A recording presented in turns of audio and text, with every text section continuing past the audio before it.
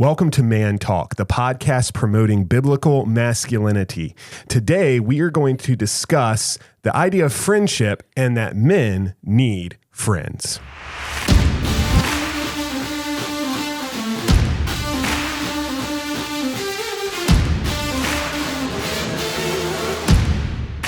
Welcome to Man Talk, and here we are in the studio. I'm your on-screen producer and co-host, Stephen Vaughn, and I'm joined by my father and your featured host, Harold Vaughn. Well, it is almost November. In fact, it's going to be November tomorrow, and the election season is here. If you're in the U.S., by the way, thank you to our listeners who aren't in the U.S. I know we have some listeners and watchers who are in the Philippines, and I think even maybe one or two in Ireland. I haven't gotten to see all the analytics, but even if you're not in one of those countries and you're from somewhere else, thank you for tuning in.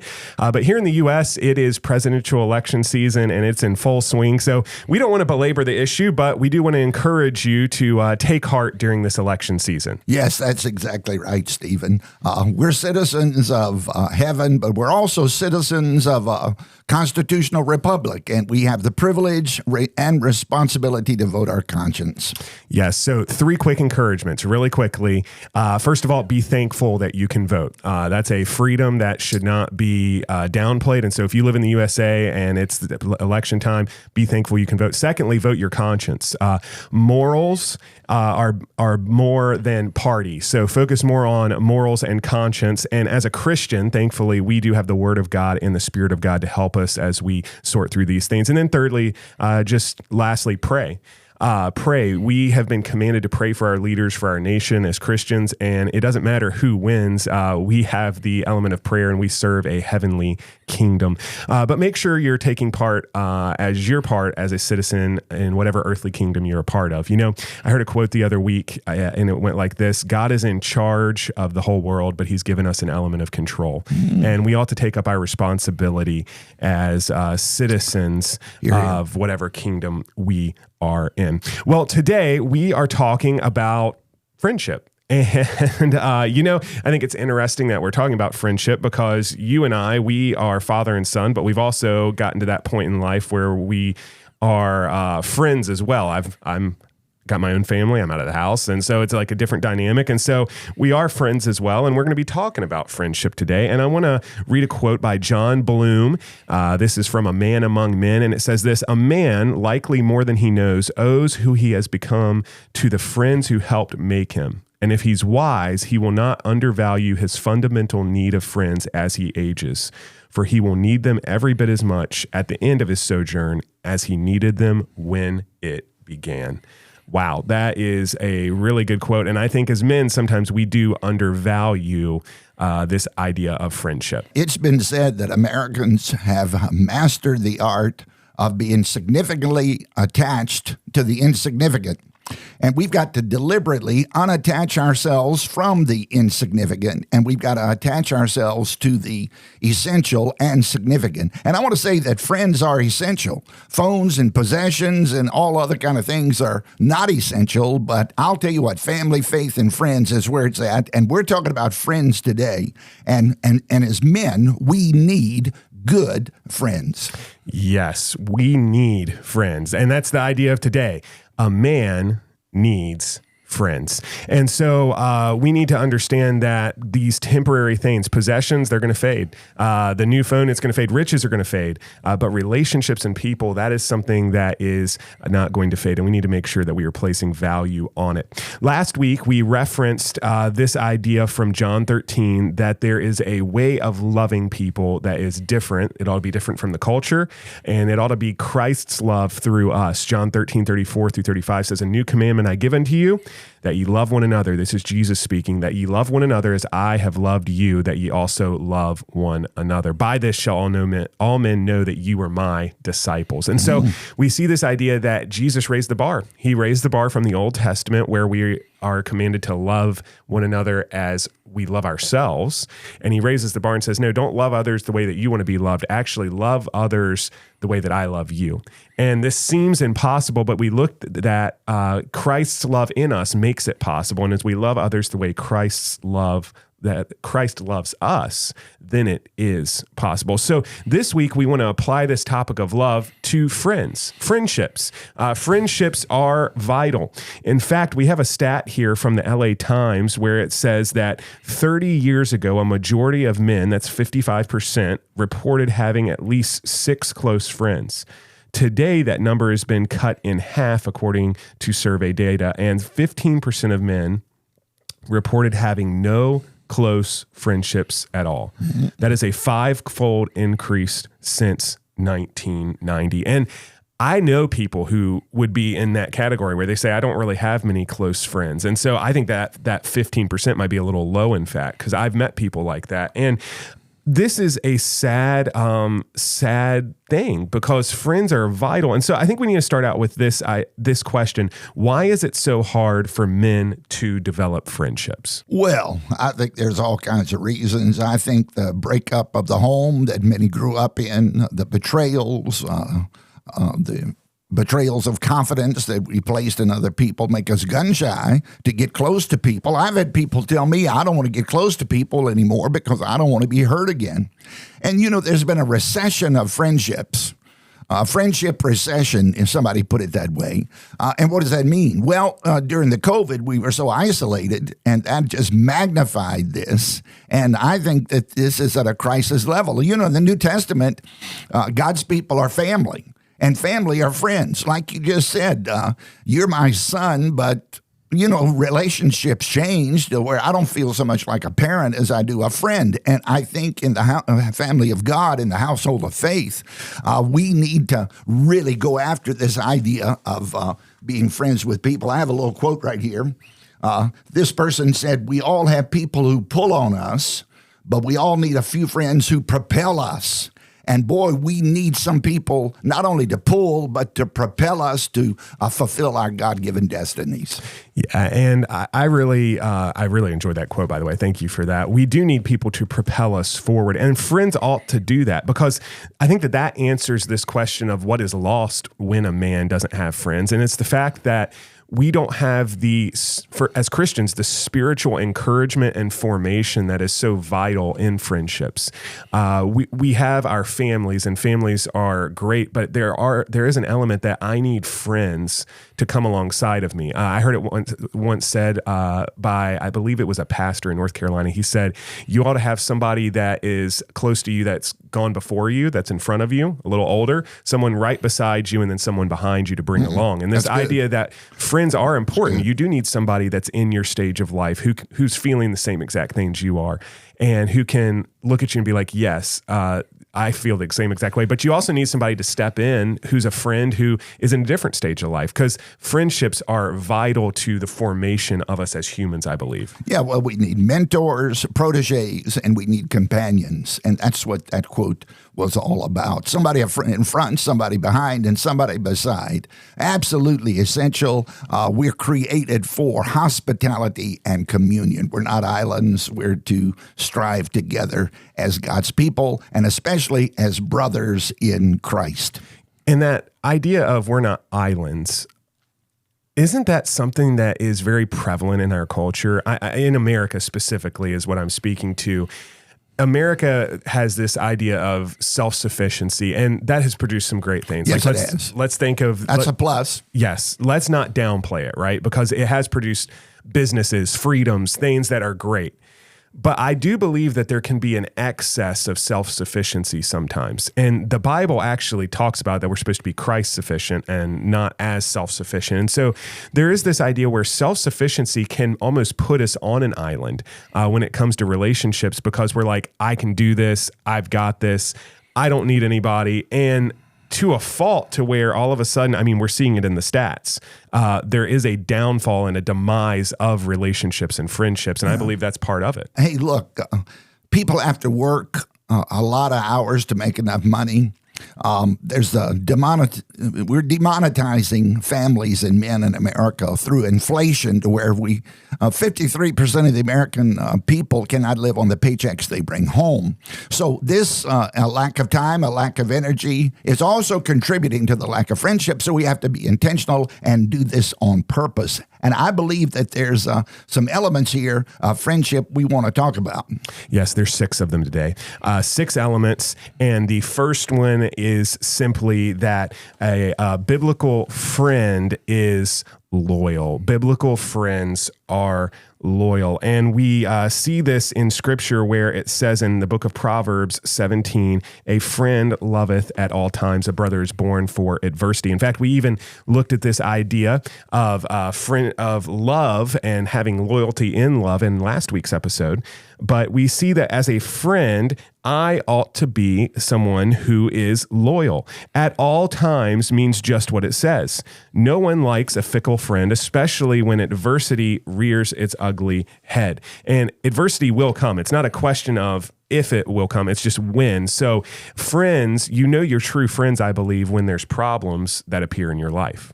Yeah, well, just consider Job and his adversity with all those terrible things that had happened to him. So his friends came and they sat with him for, 7 days? And they just sat there in silence. But the moment they opened their mouths, they lost their ministry to their friend, because after 7 days of silence and companionship, and by the way, people in adversity don't need advice. They need companionship. And they begin to criticize and critique. And I'll just tell you what a bunch of miserable comforters. You know, we all need some putter-inners and not just taker-outers. And I'm telling you that a constant critic is not a friend. And these guys showed their true colors. Because when he was at the worst, lowest possible place in his life, and what are they doing? Coming in there and criticizing him. And this has happened to all of us at times. And that just is really a revelation of the depth and the level of friendship. A good friend will listen. A good friend will be there. A good friend will support. A good friend will absolutely not condone your evil actions, but they will be there for you. And loyalty is so important. This idea of adding and putting into our life that you brought up, this idea of edification, that's part of what a friend should do. And they shouldn't just do it in the good times. It should be shown as you're struggling and in trials. And I think we need to address this too. We're not just talking about a blind loyalty here either, but a commitment to your friend as they struggle through adversity. We're going to talk a little bit later about this idea of when is loyalty reached its limits? And we're going to talk about that in our Let's Deal With It question and answer time today. Because this is not a blind loyalty, but I will say biblical friends are loyal. It's in the proof's in the pudding in Proverbs. A friend loveth at all times, and a brother is born for adversity. Yes. And so this idea of loyalty cannot be undermined because of maybe excesses, and we're going to talk about the excesses, but we really must be loyal in our friendships. And there's a second element here for biblical friendships, and it's this: biblical friends show initiative.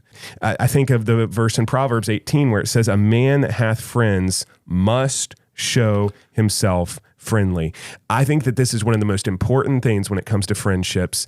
And in 6 years of pastoring, and even now in working with pastors and churches and people all over, this is one of the most key things when it comes to friendships, because I've met a lot of people who don't have friends, but not everyone tries to have friends. And the Bible's very clear. If I want to have friends, I must first start by being friendly. I can't expect friends to flock to me if I'm not putting myself in a position to have friends. Yeah, well, God's given us 3 things to refresh our souls, and that is simply nature, friends, and there's another one right here, music. 3 things that God's given us to refresh our souls. Nature. I was in the prayer shack this morning watching bucks chase deer. In fact, I saw four bucks this morning, Stephen, and the does were hopping all around, and they were having a big time. So just being able to look through that glass window and see squirrels and a cardinal, a red bird, and those deer, nature, music, and friendship. I just think that we have to have initiative, and we got to show ourselves friendly and put ourselves out there. And if you want a friend, be a friend. That's the best way. And be there when people need you. I'll tell you what, they will be indebted to you. Yes. And we need to understand that this idea of the risk, right? You mentioned it earlier. Yes. We don't want to put ourselves out there because, and that is real. So we need to address bad experiences, yes. Yeah, we need to address that because it is real that people have had bad experiences and it can, yes, and will. And it can be embarrassing sometimes to go try and become someone's friend and then have somebody reject you. Like, I've been there. I get it. Like, that is real. Well, let me say this.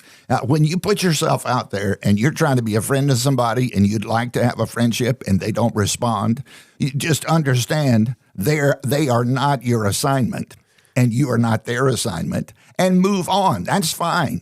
We can't force things, but we can test the waters. And this is a natural thing more than a planned thing, I believe. It just happens. Yeah, and we're not called to be everyone's friend. That's true. So like you just said, it's fine, move on. But we must not let those things, the risk, the embarrassment, we must not let them keep us from having initiative and going and being friendly, putting ourselves out there. I think of one of my best friends in life. His name's Corey, and I met Corey in a coffee shop. And it's just super random. I was studying for my master's at the time. He was in med school, and I had a stack of books writing a paper. And Corey showed initiative and came up to me, and he said, "Hey, man, can I just ask you a question? Why do you have 20 books on theology? Like, that's just a super random thing to have in a coffee shop." And I told him, I said, "Well, I'm a pastor and then I'm doing my master's right now."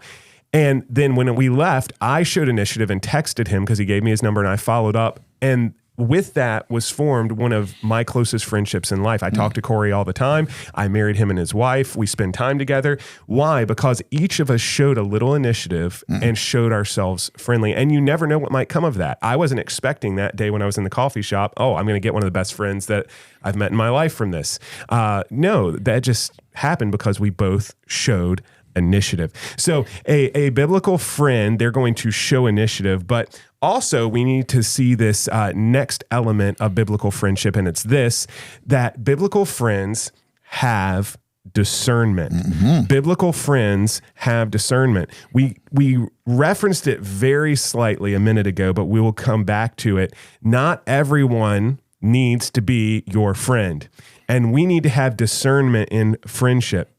I think of Proverbs 22 where it says, "Make no friendship with an angry man, and with a furious man shalt thou not go, lest thou learn his ways and get a snare to thy soul." 6 years working with teenagers in a close way as a student's pastor showed me one thing: friends can change people almost overnight. And it can make some of the biggest impacts in their life. In fact, I think friends are some of the largest shaping influences in anyone's life. Yeah. Thomas Watson said, association begets assimilation. We become like the people we hang around. So we have to use wise discernment in this matter. Somebody said that you are the average of your 5 closest friends. In other words, we reflect the people we hang around with. And on the discernment side, I would say this, that we need to understand that some people will leverage your friendship for personal advantage. In fact, most often when your telephone rings or mine, it's somebody that wants something. Now, there are friends who call you that don't want anything. They're not expecting anything. They're not looking for an advantage. And people who are only interested in your relationship, for your influence and your platform, they are false friends. And they will leverage friendship for personal advantage. Like Judas Iscariot was close to Jesus. Jesus washed his feet, and what did he do? He sold Jesus out for 30 pieces of silver. Something better came along.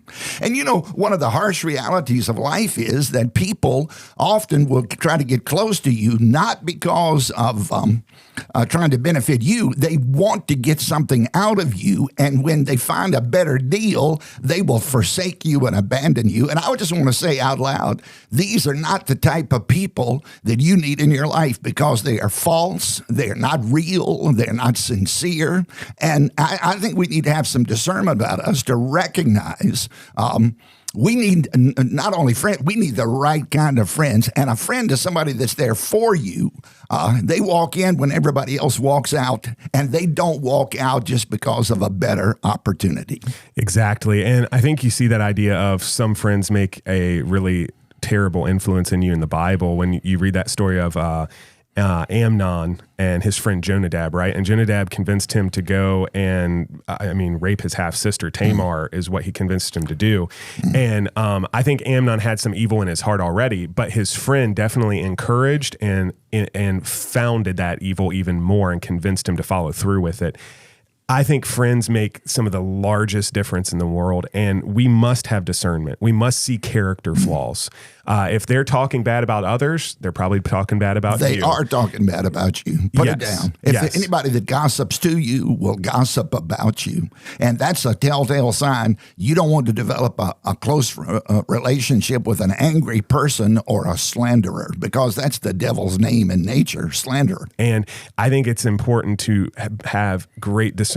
If they're being dishonest, that's not a good friend. Like if they're showing traits of dishonesty, yes, we can maybe call them out on it, and we're going to talk about that actually next. But we must show discernment. And so the next element is this: biblical friends have courage. They have courage. They are willing to stand up and say what is right. The book of Proverbs, again, Proverbs talks a lot about friendships, if you aren't getting the idea by now, but Proverbs says in chapter 27, verse 6, faithful are the wounds of a friend, but the kisses of an enemy are deceitful.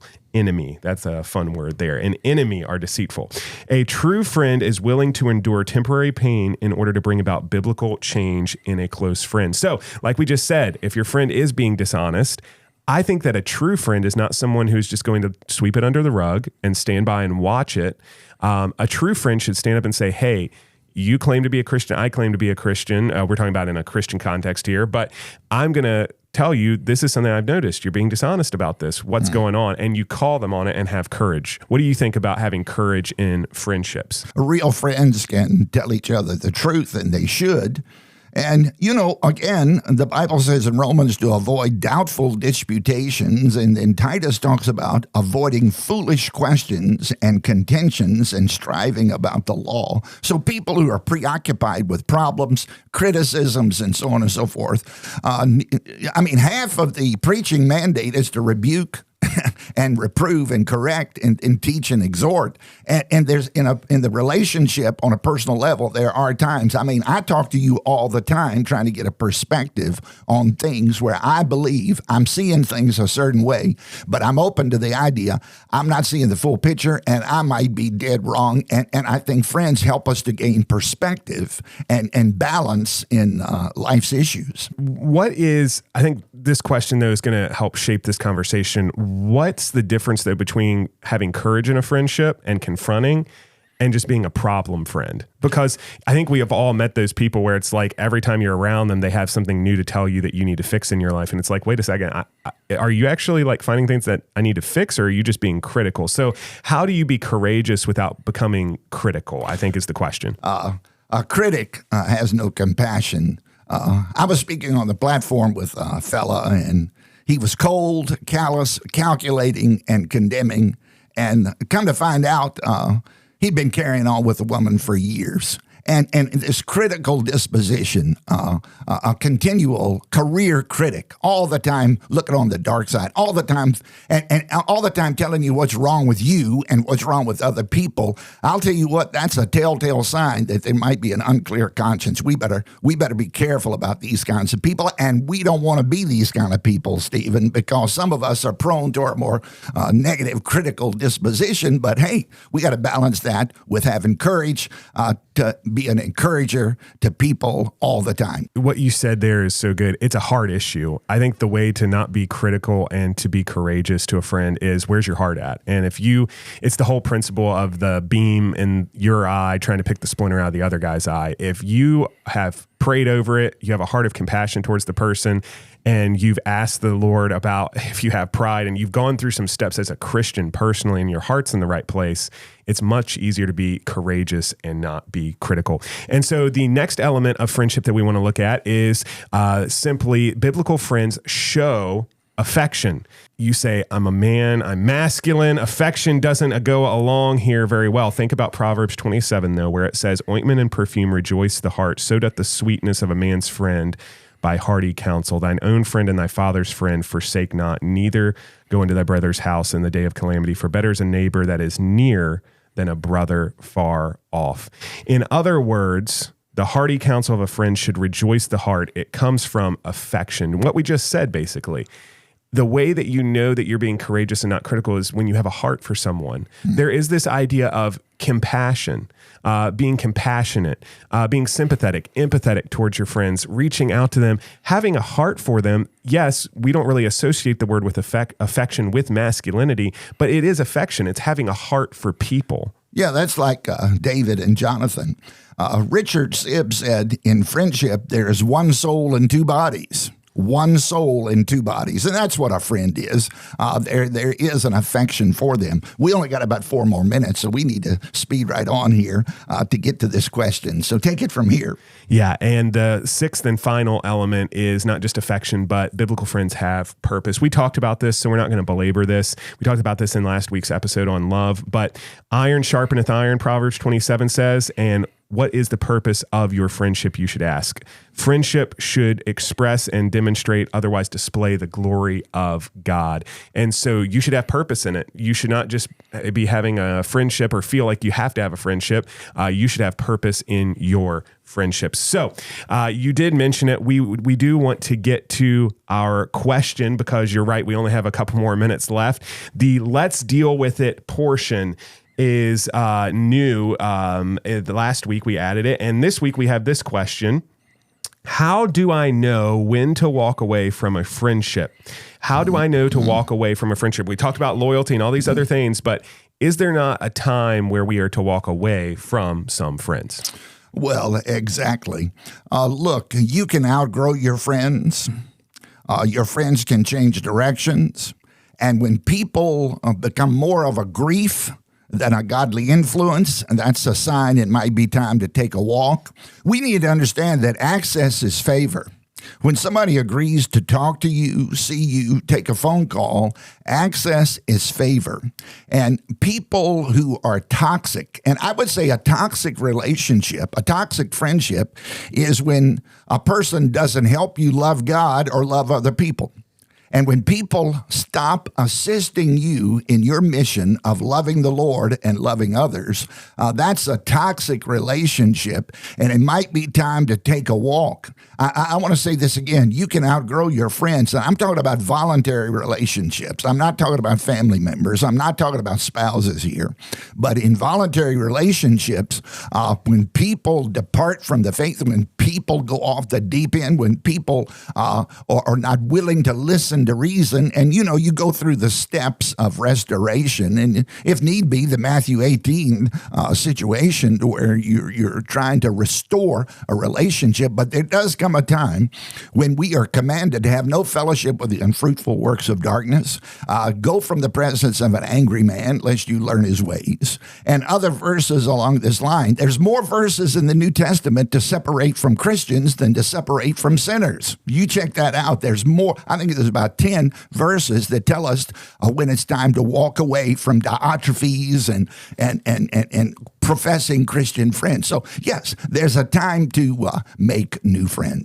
Yeah, and that does not, however, exclude us from having those elements of friendship and the love for friends. We're still to have all the elements: loyalty, initiative, discernment, courage, affection, and purpose.